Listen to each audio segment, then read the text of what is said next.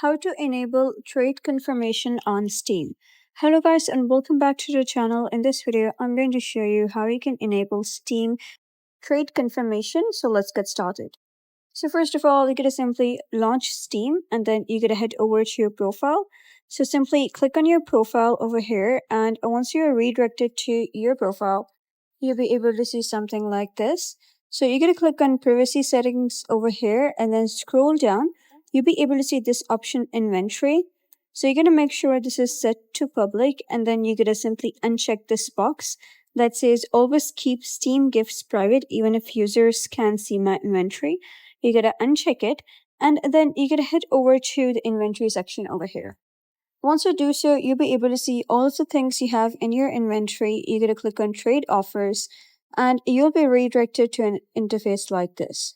So you gotta click on who can send me trade offers. Click on it, and then you gotta simply, create a new URL, or you can simply copy this trade URL and send it to any of your friends. So now let's come to sending trade. So you can simply click on new trade offer and select any item from the inventory that you wish to trade and select the friend to who you wish to trade is. So once you do so, you'll be able to see sent offers over here. Click on sent offers and you'll be able to see that the items that you have sent to your friends as trade will be listed over here.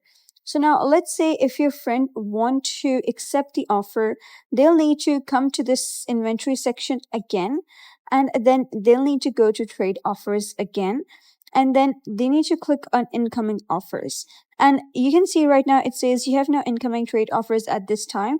But if a person has sent you a trade offer following the steps that I just told you, you'll be able to see them over here, and you'll be able to see options such as accept and decline.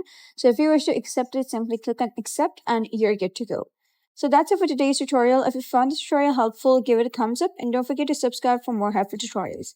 I'll see you in the next video.